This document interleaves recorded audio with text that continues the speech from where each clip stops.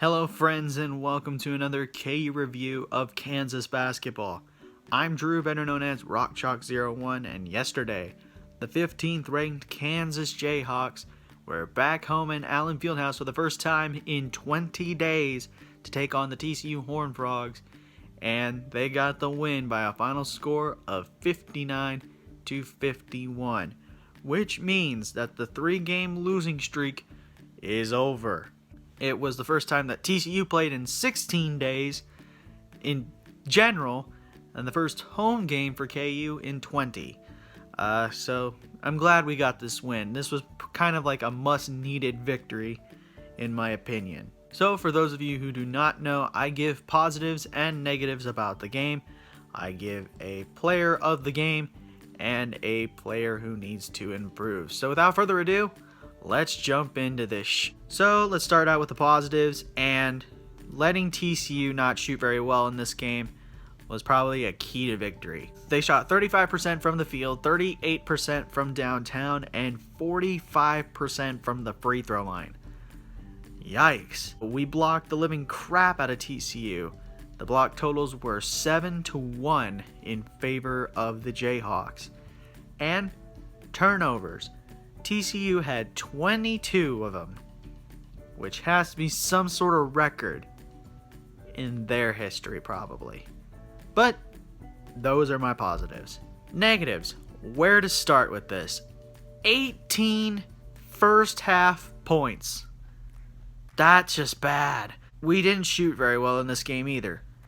41% from the field, 23% from downtown, and 56% from the free throw line, which I believe is the worst we've shot all season. We got out rebounded by 38-35. We had 15 turnovers in this game. Granted, we won, but again, I said it earlier, if you have more than 10, there's a good chance you might lose in this conference. So those need to be improved and get better these next couple of weeks. Player of the game, in my opinion, is David McCormick. In 26 minutes of play, 15.6 rebounds, couple block shots, and his first career 3-point shot goes in.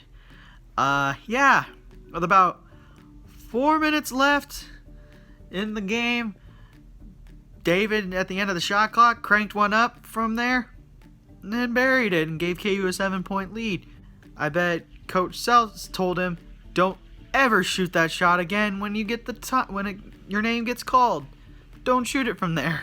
All jokes aside on that, David is my player of the game. There was 2 guys, in my opinion, who had pretty good games. Tyon Grant Foster in 17 minutes, 9 points, 5 rebounds, which I believe is his career high.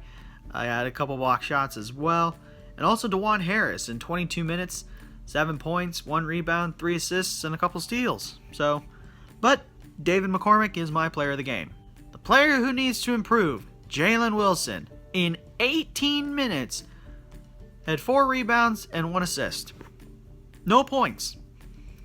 I think Jalen Wilson has had the biggest fall from grace, in my opinion. When he was starting at the start of the season, he was scoring like 20 a game and all that stuff. And once conference play started, it was just downhill from there. So I wouldn't be surprised if that's still the trail that is going to go on. But yeah, Jalen Wilson is my player who needs to improve. And that is going to do it for my review of KU versus TCU. Again, the final score, Kansas 59, TCU 51. Leave a like, comment, share, and subscribe, and push that notification bell. Tell your friends about these videos, and I should see you again for the next review in Knoxville, Tennessee, as KU takes on the Tennessee Volunteers in the Big 12 SEC Challenge.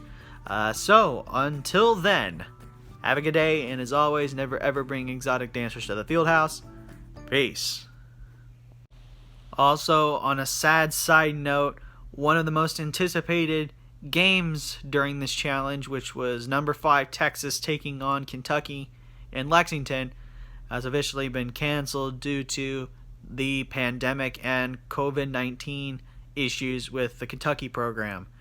So that means the most anticipated game of this thing is between Alabama and Oklahoma, and then KU and Tennessee. So, yeah. See ya.